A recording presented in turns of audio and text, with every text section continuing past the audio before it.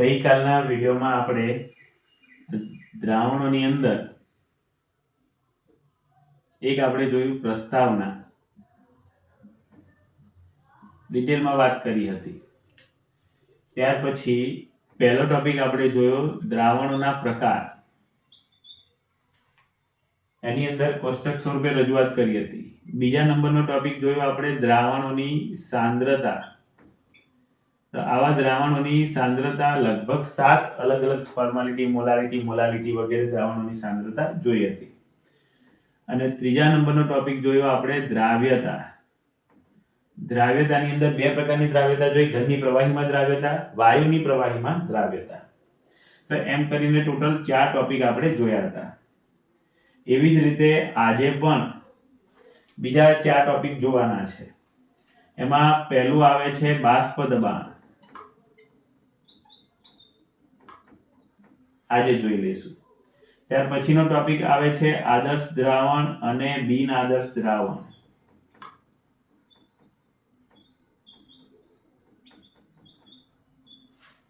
And પછીનો topic આવશે સંખ્યાત્મક ગુણધર્મો.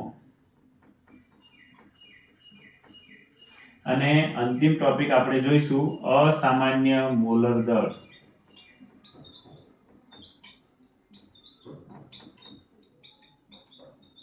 કાલે 1 2 3 4 ટોપિક જોયા, આજે પણ 4 ટોપિક જોઈ લેશું. આજે ચેપ્ટર પૂરું થઈ જશે.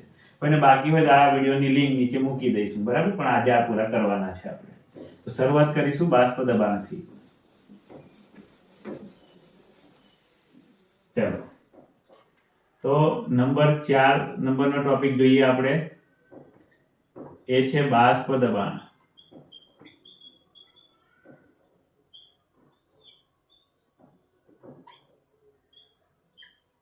બાષ્પ દબાણની અંદર દ્રાવ્ય હોય અને દ્રાવક હોય. જો દ્રાવ્ય અને દ્રાવક કાં તો સરખા હોય કાં તો અલગ અલગ હોય, જેમ કે દ્રાવ્ય અબાષ્પશીલ હોય અને દ્રાવક બાષ્પશીલ હોય, આના માટે અલગ સૂત્ર છે. કયું છે? અબાષ્પશીલ દ્રાવ્યને બાષ્પશીલ દ્રાવકમાં ઓગાળીને મંદ અને આદર્શ દ્રાવણ બનાવવામાં આવે. એ બધું તો ઈ છે P01 ઓછા P1 ભાગાકારમાં P01 બરાબર N2 ભાગ્યા N1. ઘણી વખત આપણે N2 ભાગ્યા જે N1 છે તો એમાં N1 ની કિંમત મૂકી દેતા હોઈએ છે W1 ભાગાકારમાં M1 અને N2 ની કિંમત આપણે મૂકીએ છીએ W2 ભાગાકારમાં M2. તે પ્રમાણે પણ લખી શકો. જો દ્રાવ્ય બાષ્પશીલ હોય અને દ્રાવક પણ બાષ્પશીલ હોય તો એવા સમયે આ સૂત્ર કામ નહીં કરે. એ સમયે આવશે P ટોટલ. બંને બાષ્પ દબાણ છે ને, P કુલ એટલે ટોટલ. તો P01 + P02 ઓછા P01 અને અહીંયા દ્રાવ્યના મોલ્સ X2.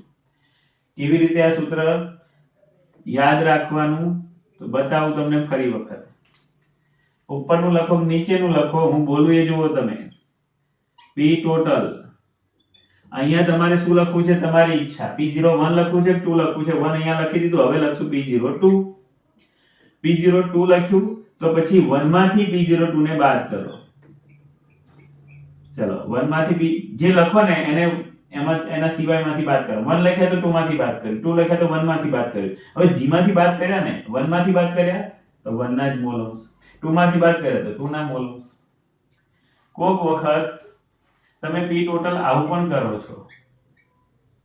હવે અમે P1 શોધી લઈશું, P2 શોધી લઈશું. તો આવા કેસમાં P1 P2 ની કિંમત શોધવી હોય તો P1 બરાબર P01 * x1 દ્રાવકના મોલ અંશ, P2 બરાબર P02 * x2 દ્રાવ્યના મોલ અંશ. બરાબર? આ બંનેની કિંમત લઈ સરવાળો કરો તો પણ ટોટલ મળે.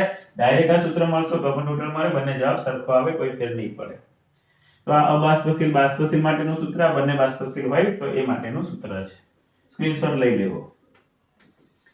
ચલો, ત્યાર પછી જો બાષ્પ કલામાં આપણે મોલ અંશ શોધવા હોય તો કેવી રીતે શોધવાના તો એ પણ જોઈ લઈએ. બાષ્પ કલાની અંદર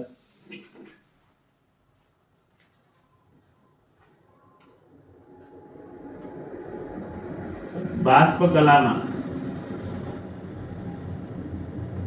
મોલ અંશ શોધવા હોય, હવે ઘટક 1 ના શોધવા છે કે ઘટક 2 ના શોધવા છે? દાખલા તરીકે ઘટક 1 ના મોલ અંશ શોધવા છે, ઘટક 2 ના પણ મોલ અંશ શોધવા છે, તો એનું સૂત્ર છે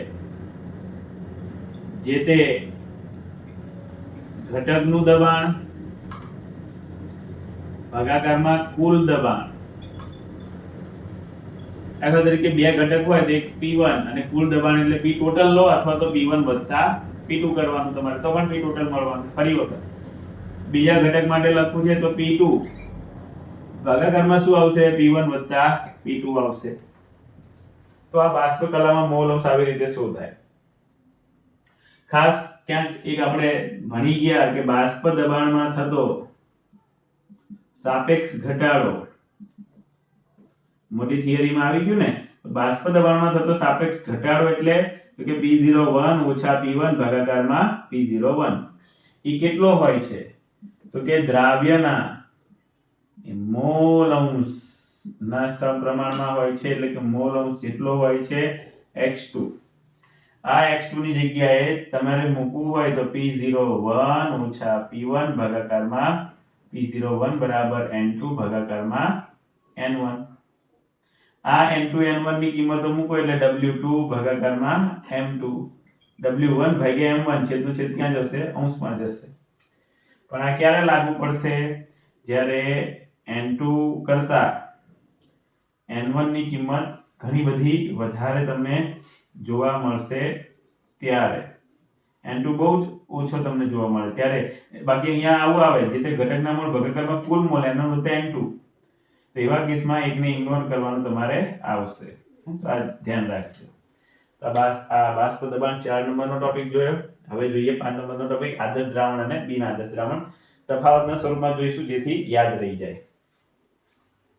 5મા નંબરનો ટોપિક છે આદર્શ દ્રાવણો અને બિન આદર્શ દ્રાવણો. આદર્શ દ્રાવણો જે રાવળના નિયમનું પાલન કરે ને તેને આદર્શ દ્રાવણ કહેવાય. રાવળના નિયમનું પાલન કરતા નથી તેને બિન આદર્શ દ્રાવણ કહેવામાં આવે છે.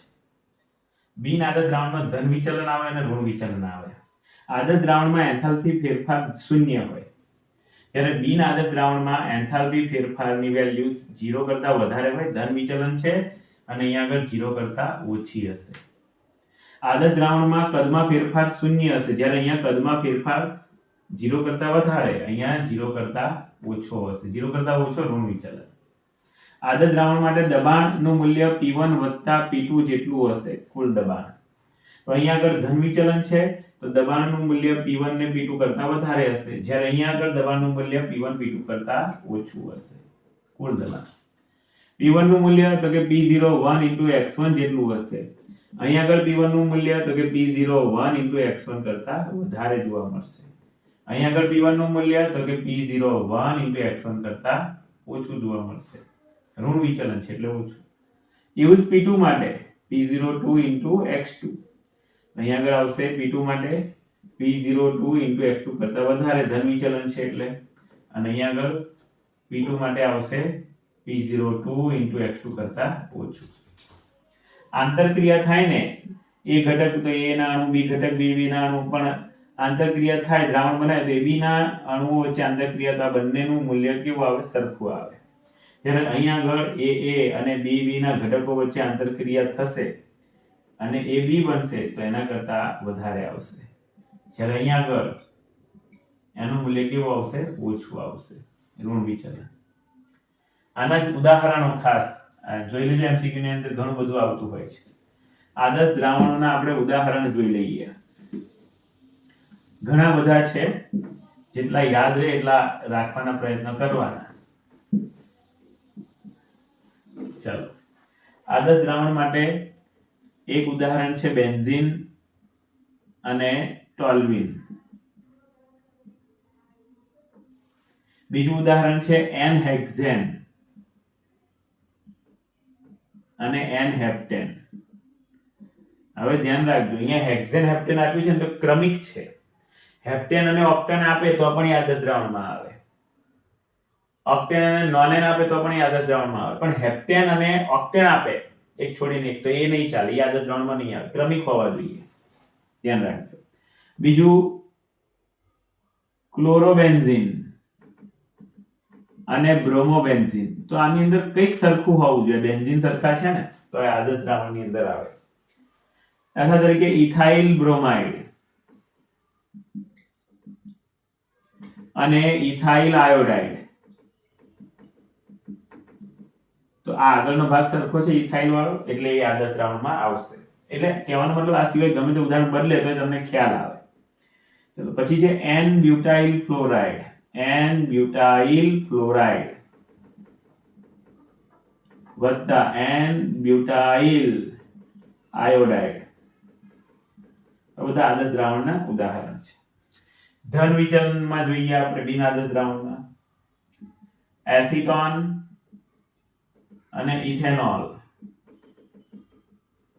એસીટોન અને કાર્બન ડાઇસલ્ફાઇડ. એસીટોન અને બેન્ઝીન. તો અહીંયા કઈ એસીટોન નથી આવતો. એસીટોન આવે ને બધા ધન વિચલનની અંદર આવે. બીજું છે CCl4 કાર્બન ટેટ્રાક્લોરાઇડ અને ટોલ્યુઇન. CCl4 અને ક્લોરોફોર્મ CHCl3. CCl4 અને મિથેનોલ CH3OH. પાણી અને મિથેનોલ. તો આ બધા આદર્શ દ્રાવણોના ધન વિચલનના ઉદાહરણ છે. સાયક્લોહેક્ઝેન બેન્ઝીન જેવું સ્ટ્રક્ચર પણ અંદર રિંગ ના આવે વત્તા ઇથેનોલ. અને આ બધા જ ધન વિચલન દર્શાવતા દ્રાવણો જે છે એ લઘુત્તમ એઝિયોટ્રોપ રચે છે. લઘુત્તમ એઝિયોટ્રોપ રચે છે. ચલો એવી જ રીતે આ બાજુ ઋણ વિચલનની અંદર એસીટોન અને એનિલીન. એસીટોન બંનેમાં છે પણ બાજુમાં શું છે એની ઉપરથી જોવાનું પાછું. એસીટોન અને ક્લોરોફોર્મ. મિથેનોલ અને ઇથેનોઇક એસિડ. H2O અને HNO3 આ બધા ઋણ વિચલન દર્શાવે. ક્લોરોફોર્મ CHCl3 અને ડાઇઇથાઇલ ઈથર. ડાઇઇથાઇલ ઈથર. પાણી અને HCl. બેન્ઝીન અને ક્લોરોફોર્મ. અને બધા જ ઋણ વિચલન દર્શાવતા દ્રાવણો મહત્તમ એઝિયોટ્રોપ રચે છે.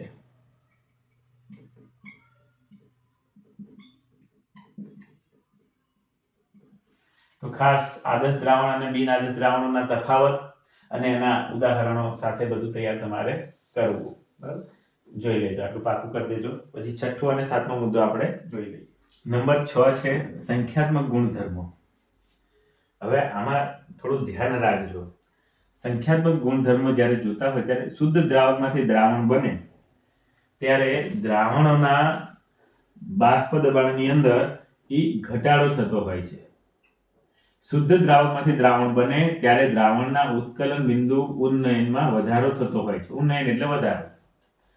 શુદ્ધ દ્રાવકમાંથી દ્રાવણ બને ત્યારે દ્રાવણના ઠાર બિંદુમાં ઘટાડો થતો હોય છે. અવનયન એટલે ઘટાડો. શુદ્ધ દ્રાવકમાંથી દ્રાવણ બને ત્યારે અભિસરણ દબાણમાં વધારો થતો હોય છે. આ ખબર હોવી જોઈએ. બીજું, અમુક વિદ્યુત અવિભાજ્ય પદાર્થો છે 3: ખાંડ, ગ્લુકોઝ, યુરિયા, જેનું આયનીકરણ ક્યારેય ના થાય. દાખલા તરીકે NaCl છે અને દ્રાવણમાં નાખો ને તો ધન આયન અને ઋણ આયન છૂટા પડે. આયનીકરણ થયું કહેવાય. એમ આનું આયનીકરણ થતું નથી. એ વિદ્યુત અવિભાજ્ય પદાર્થો જેનું આયનીકરણ થતું નથી. ચલો, તો MCQ ની અંદર ખાસ આ ટોપિક પૂછાતા હોય છે. અહીંયા 1 મોલ ગ્લુકોઝ ઓગાળેલો છે, 1 મોલર દ્રાવણ છે. 1 મોલર દ્રાવણ છે તો એની અંદર દ્રાવ્ય કણોની સંખ્યા કેટલી? તો કે 1 જ, કેમ કે તેનું આયનીકરણ થતું નથી. ગ્લુકોઝ આયનીકરણ થતું નથી, માટે એની ઓવરઓલ 1 × 1 જવાબ 1 જ રહેશે. 1 મોલ NaCl. NaCl નું આયનીકરણ થાય છે Na+Cl- એટલે 2 આયનો બન્યા તો ગુણ્યા 2, એટલે ઓવરઓલ જવાબ થશે 2. દ્રાવ્ય કણોની સંખ્યા BaCl2, Ba+2 અને Cl- બરાબર, 2Cl-. તો Ba કેટલા વપરાણા? 1. Cl કેટલા વપરાણા? 2. ટોટલ કેટલા થયા? 3. તો આ જે 1 મોલર દ્રાવણ છે એમાં આયનો કેટલા? 3. Cl 2 અને Ba 3. તો ટોટલ દ્રાવ્ય કણોની સંખ્યા થઈ 3. તો આની અંદર હવે પરીક્ષાની અંદર આ NaCl આગળ આપ્યો હોય, ગ્લુકોઝ પાછળ આપ્યો, BaCl તો ક્રમમાં ગોઠવી દેવાના 1 2 3 એવી રીતે, બરાબર. પછી બાષ્પ દબાણની અંદર અહીંયા પાણી લીધું છે, અહીંયા ગ્લુકોઝ લીધું છે, અહીંયા NaCl લીધું છે અને અહીંયા BaCl2 લીધું છે. ક્રમમાં ગોઠવ્યા પછી દ્રાવકમાંથી દ્રાવણ બને ત્યારે બાષ્પ દબાણમાં ઘટાડો થાય છે. બાષ્પ દબાણ ઘટે એટલે પાણી કરતા ગ્લુકોઝનું બાષ્પ દબાણ ઓછું, ગ્લુકોઝ કરતા NaCl નું, NaCl કરતા BaCl2 નું બાષ્પ દબાણ ઓછું હોય. ચાલો, આ ક્રમમાં ગોઠવ્યા પછી કઈ જોવાનું નથી રહેતું. અહીંયા આગળ પાણી, બરાબર, અહીંયા આગળ ગ્લુકોઝ, અહીંયા આગળ NaCl અને અહીંયા આવશે BaCl2. તો શુદ્ધ દ્રાવકમાંથી દ્રાવણ બને ત્યારે ઉત્કલન બિંદુ ઉન્નયન વધતું જોવા મળે છે. BaCl2 કરતા NaCl નું વધારે, ઉત્કલન બિંદુ વધતું જોવા મળે છે. વધતું એટલે પાણી કરતા ગ્લુકોઝનું વધારે, ગ્લુકોઝ કરતા NaCl નું વધારે, NaCl કરતા BaCl2 નું વધારે. દ્રાવકમાંથી દ્રાવણ બને ત્યારે દ્રાવણનું ઉત્કલન બિંદુ વધે. આ શુદ્ધ પાણી છે ને એટલે આને દ્રાવક કહેવાય અને આ જે છે એ બધા દ્રાવણ છે. તો દ્રાવકમાંથી દ્રાવણ બને ત્યારે ઉત્કલન બિંદુ વધે, પણ દ્રાવણની અંદર દ્રાવ્યકણોની સંખ્યા વધે તેમ ઉત્કલન બિંદુ વધે. ઠાર બિંદુ અવનયન આ જ પકડી રાખવાનું. શુદ્ધ દ્રાવકમાંથી દ્રાવણ બને ત્યારે ઠાર બિંદુ અવનયન ઘટે છે.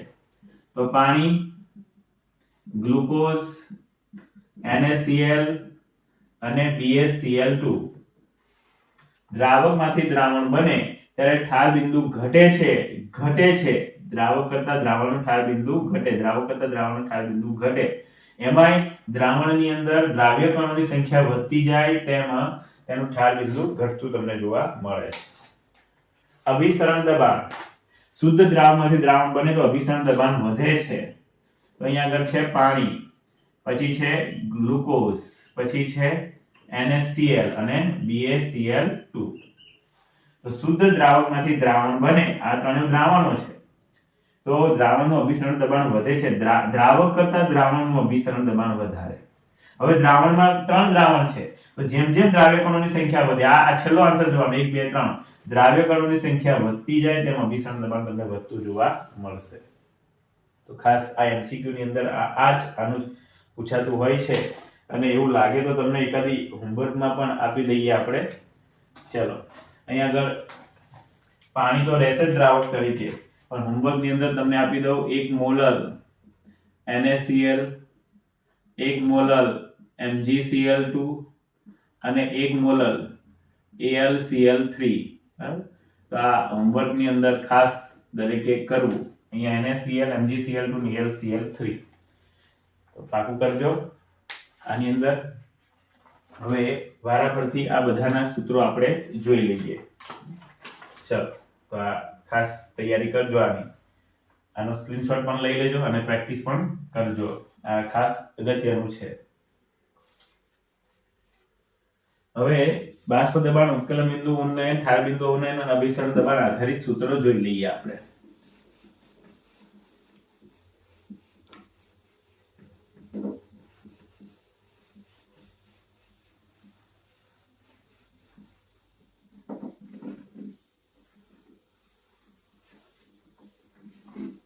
ચાલો, વારા પરથી એક એક ટોપિક જોઈએ. તો પહેલું લઈશું આપણે બાષ્પ દબાણ. નંબર 1, બાષ્પ દબાણની અંદર આપણે અગાઉ બાષ્પ દબાણનો ટોપિક ભણી ગયા છીએ, છતાંય એક વખત એ સૂત્ર આપણે લઈ લઈએ. શું સૂત્ર છે બાષ્પ દબાણનું? તો કે P01 - P1 ભાગાકારમાં P01 બરાબર x2. x2 નથી લેવું તો તમારે લેવાનું n2 ભાગ્યા n1. આ નથી મૂકવું તો n2 એટલે શું થાય? w2 ભાગાકારમાં m2. n1 એટલે શું થાય? w1 ભાગાકારમાં m1. પણ આ અંશ છેદ છે ને એનોય છેદ છે, છેદનો છેદ ક્યાં જશે? અંશમાં જશે, એટલે m1 આપણે લખીશું ઉપર. તો ખાસ તમારે આ તૈયાર કરવું. નંબર 2 ની અંદર આવે છે ઉત્કલન બિંદુ ઉન્નયન.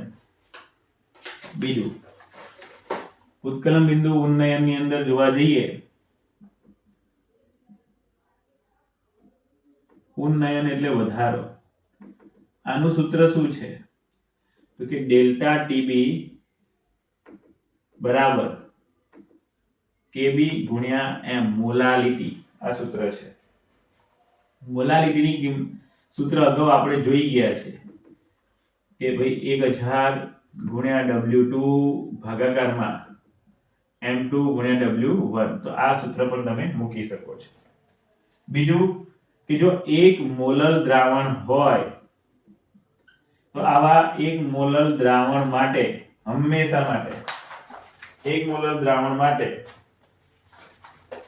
ડેલ્ટા ટીબી બરાબર કેબી થશે. સમાન મોલ સંખ્યા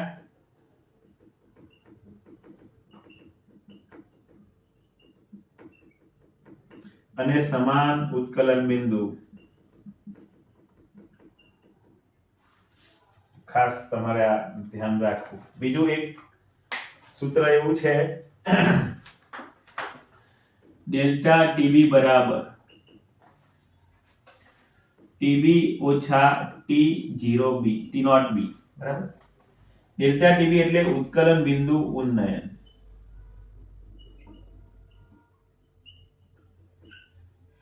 ટીબી એટલે થશે દ્રાવણનું ઉત્કલન બિંદુ.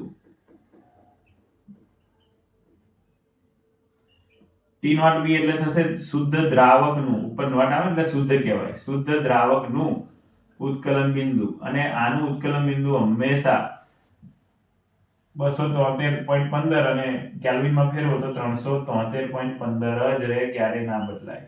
દ્રાવક તરીકે પાણી હોય તો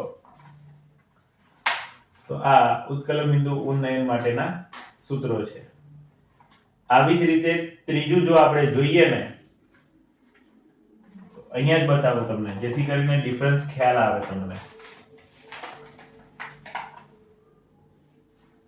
એ છે ઠાર બિંદુ અવનયન.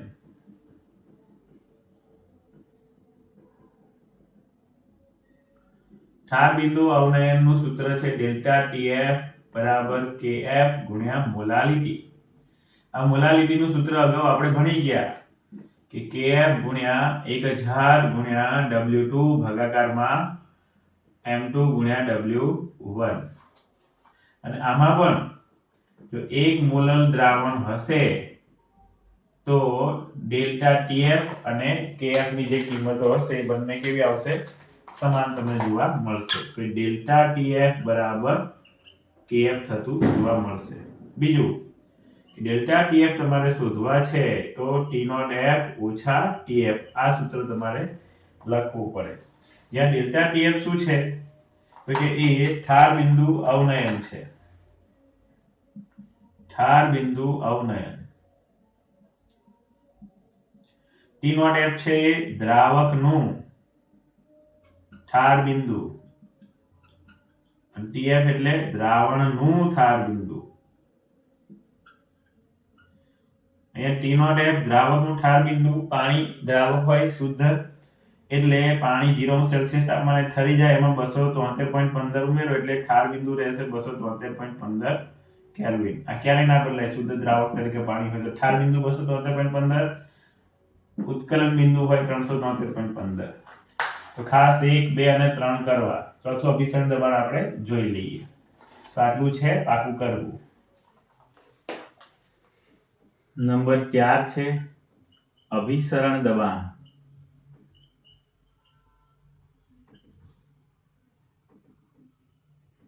અભિસરણ દબાણની અંદર ખાસ કરીને આપણે જોવા જઈએ તો આવે છે અર્ધ પારગમ્ય પડદો. અર્ધ પારગમ્ય પડદો. આ અર્ધ પારગમ્ય પડદો જે છે એને અંગ્રેજીમાં સેમી પરમિએબલ મેમ્બ્રેન પણ કહેવામાં આવે છે. આવા અર્ધ પારગમ્ય પડદા ખાસ કરીને બે પ્રકારના હોય છે. એક કૃત્રિમ અર્ધ પારગમ્ય પડદો અને બીજા છે કુદરતી અર્ધ પારગમ્ય પડદો.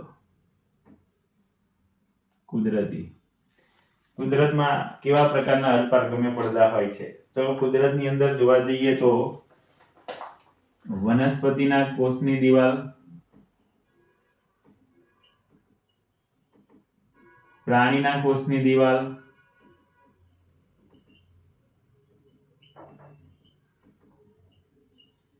મૂત્રાશયની કોથળી,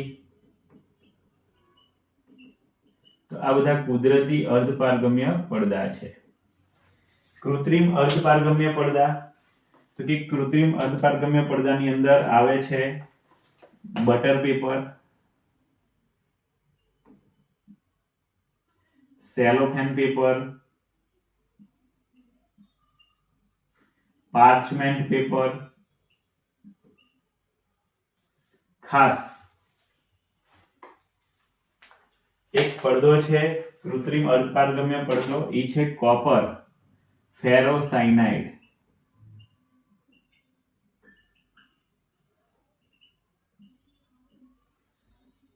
Cu2 FeCN6 કોપર ફેરોસાયનાઇડ. આ જે પડદો છે ને એ ઉત્તમ અર્ધપારગમ્ય પડદો છે. ઉત્તમ અર્ધપારગમ્ય પડદો પરીક્ષામાં MCQ માં પૂછાય તો કોપર ફેરોસાયનાઇડ નો પડદો છે એ ઉત્તમ અર્ધપારગમ્ય પડદો છે. અભિસરણ દબાણની અંદર એક ટોપિક આવો અર્ધપારગમ્ય પડદા લક્ષી આવે છે. બીજું આવે છે એનું સૂત્ર. હવે અભિસરણ દબાણને આપણે પાઈ વડે દર્શાવીએ છીએ, પાઈ બરાબર CRT સાંદ્રતા. બીજું એક સૂત્ર છે પાઈ બરાબર WRT M1 MV. બરાબર, આ બે સૂત્રો છે અભિસરણ દબાણ આધારિત. એવું કહી શકાય કે CRT વાળું જે છે એમાં અભિસરણ દબાણ પાઈ, અભિસરણ દબાણ પાઈ જો વધે એનો મીનિંગ એવો થયો કે સાંદ્રતાનું મૂલ્ય વધતું હોય છે. દ્રાવણમાં દ્રાવ્ય કણોની સાંદ્રતા વધે, દ્રાવણમાં દ્રાવ્ય કણોની સાંદ્રતા, અભિસરણ દબાણ ઘટે તો દ્રાવણમાં દ્રાવ્ય કણોની સાંદ્રતા ઘટતી હોય છે. તો આ પણ એક ધ્યાનમાં રાખવું. બીજું કે પ્રોટીન અને પોલિમર, MCQ માં પૂછાઈ ગયો છે. પ્રોટીન અને પોલિમર જેવા વિરાટ અણુઓના, બૃહદ અણુઓના જો તમારે એના આણ્વીય દળ શોધવા હોય, આણ્વીય દળ શોધવા માટે અભિસરણ દબાણની રીત ઉત્તમ છે. અભિસરણ દબાણની રીત ઉત્તમ છે. તો આ આપણે 4 ટોપિક પૂરા કર્યા. અહીંયા જ આપણે 7મા નંબરનો ટોપિક પણ જોઈ લઈએ. એ છે અસામાન્ય મોલર દળ. અને અસામાન્ય મોલર દળની અંદર આપણી પાસે જે કઈ સૂત્રો છે ને એ દરેકે દરેક સૂત્રની અંદર ખાલી I મૂકવાનો આવે છે. જેમ કે આપણો ટોપિક જોઈ લઈએ. નંબર 7 છે અસામાન્ય મોલર દળ.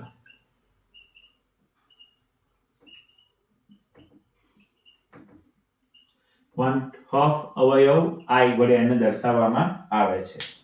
તો અગાઉ આપણે જે કઈ સૂત્ર જોયા, દાખલા તરીકે P01 - P1 ભાગાકારમાં P01 બરાબર N2 ભાગ્યા N1, આ સૂત્ર જોયું. આગળ I મૂકવાનો આવે I. બીજું સૂત્ર કયું જોયું? ડેલ્ટા TB બરાબર KB ગુણ્યા મોલાલિટી. બરાબર, તેની આગળ પણ I મૂકવાનો આવે. ડેલ્ટા TF બરાબર I ગુણ્યા KF ગુણ્યા મોલાલિટી. અને અંતિમ કયું જોયું? પાઈ બરાબર I into CRT અથવા તો WRT ભાગાકારમાં MV. તો એની આગળ પણ I મૂકવાનો રહે. તો આવી રીતે આ જે અસામાન્ય મોલર દળ છે I ની કિંમત આપણે ગણવાની આવે છે. બીજું આની અંદર તમને સુયોજન અંશ અને વિયોજન અંશનો ખબર હોવી જોઈએ. સુયોજન અંશ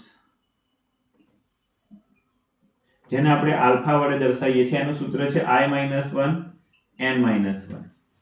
પછી છે વિયોજન અંશ જેને x વડે દર્શાવીએ છીએ. બરાબર, વિયોજન અંશ માટે x અને દ્રાવ્ય દ્રાવકના મોલ અંશ માટે આવું x જેવો સિમ્બોલ પાડીએ છીએ. બોલીએ છીએ x પણ સાઈ જેવું હોય છે. એટલે અહીંયા આવું લખવાનું ગુજરાતીમાં વિયોજન અંશ n કૌંસમાં 1 - I ભાગાકારમાં n - 1. છેદ તો બંનેનો સરખો જ આવશે. બરાબર, જો દ્રાવણમાં વિયોજન થતું હોય, વિયોજન, તો I નું મૂલ્ય હંમેશા 1 કરતા વધારે આવે. જો સુયોજન થતું હોય તો I નું મૂલ્ય 1 કરતા ઓછું આવે. જો વિયોજન કે સુયોજન કંઈ ના થતું હોય તો આની વેલ્યુ આવશે 1. તો ખાસ આ બાબતને ધ્યાન રાખવી. સાથે 7 ટોપિક પૂરા કર્યા છે. બધું જ MCQ માટે અગત્યનું છે.